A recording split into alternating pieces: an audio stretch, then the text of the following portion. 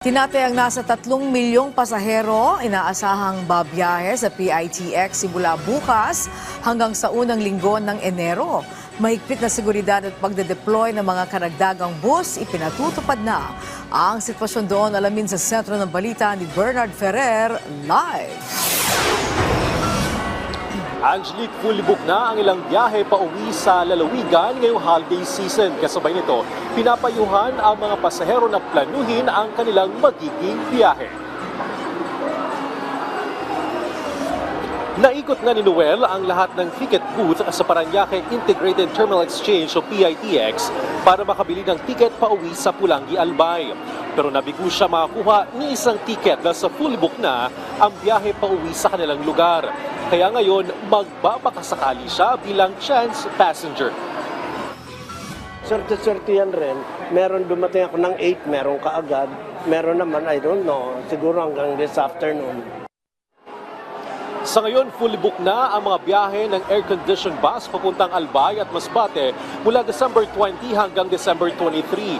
Pero available pa naman ang biyahe ng mga ordinary bus. Sa taya ng PITX, aabot sa 3 milyong pasahero ang inaasang babiyahe sa kanilang terminal mula December 20, 2024 hanggang January 6, 2025 para sa Pasko at Bagong Taon.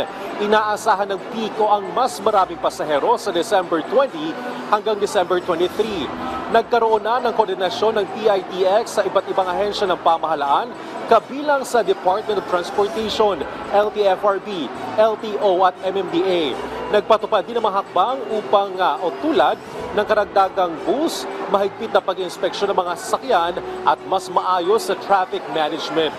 Mayroong real-time updates para sa travel schedules at bus availability. Nakaalerto rin ang terminal staff, marshals at Philippine National Police para masigurado ang kaligtasan at kaayusan ng mga pasahero.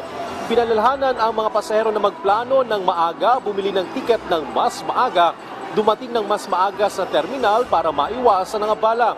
Sundin din ang mga panuntunan sa terminal para sa isang ligtas at maayos na pagbiyahe. Samantala, simula bukas, December 20 hanggang December 25, 2024 at January 3, 2025, ay papayagan ng dumaan sa EDSA ang provincial buses mula alas 10 ng gabi hanggang alas 5 ng umaga. Habang mula December 26, 2024 hanggang January 2, 2025 ay buong araw silang makakadaan sa EDSA.